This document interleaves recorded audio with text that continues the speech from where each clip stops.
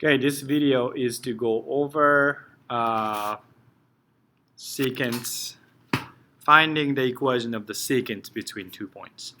So the formal definition of secant is this. Let f be a function and suppose a and b are distinct points on the graph of y equals f of x. The line passing through to those points is called the secant to the graph of that y equals f of x. The slope is the average rate of change with respect to x between those 2 points. So let's take a look. So let's graph x to the third minus 4x. We get this. We get this graph. Now let's plot the 2 points. Let's zoom in just a little bit. Let's plot 2 points. That's too wide. Plot 2 points. One.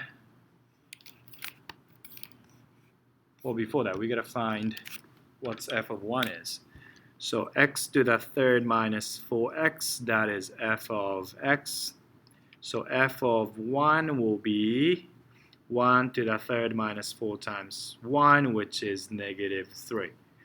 F of 3 will be 3 to the third power minus 4 times 3, so it's 27 minus 12. Is that right? Yeah, so that's 15. So we should plot 1 comma negative 3 and 3 comma 15. So let's plot that. So 1 comma negative 3 and 3 comma 15. Oh, that's way too up there. Let's make it smaller.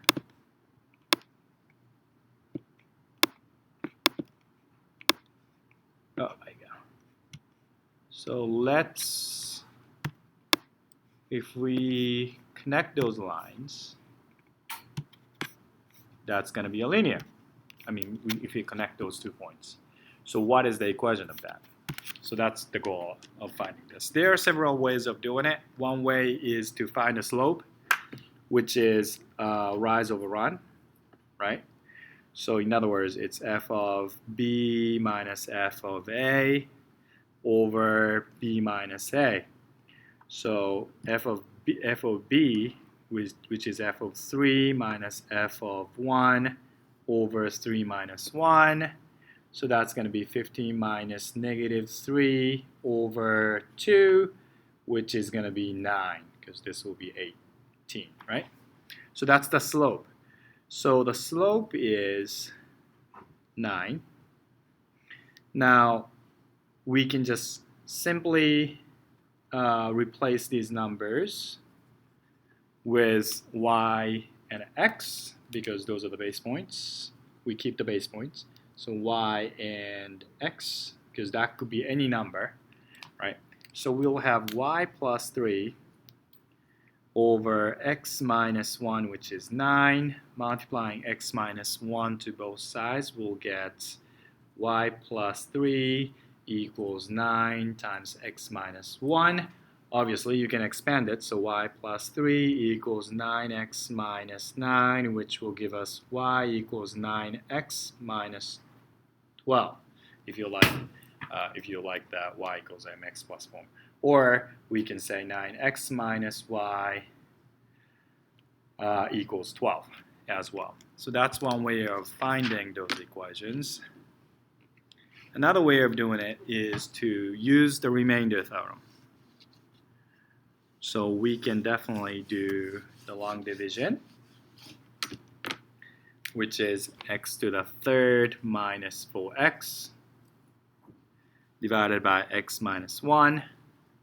Then we have x squared, just like the one that we did, x to the third minus x to the second, subtract x squared minus 4x.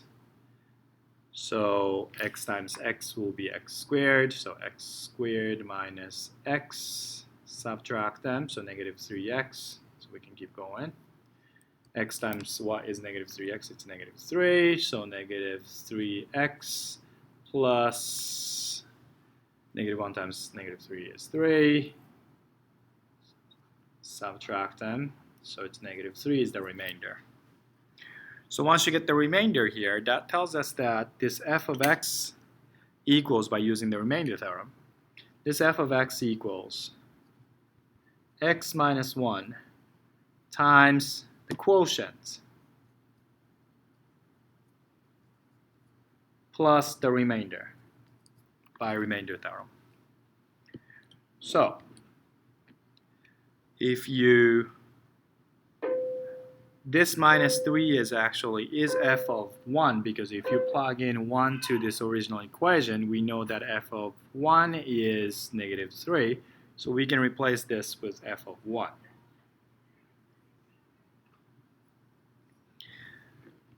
Then we'll have f of x equals these, so you can subtract f of 1 from both sides, so you get f of x minus f of 1, which equals these guys, which is x minus 1 times x squared plus x minus 3. Dividing x minus 1 to both sides, you ended up getting f of x minus f of 1 over x minus 1, which will be equal to x squared plus x minus 3. Obviously, we know what the x is. Let's plug in 3, because that's another base point. Then that's going to give us 9. So that's going to be the slope. And then if you go back to the first example that I went through in this video, you can find the equation of the secant between those 2 points.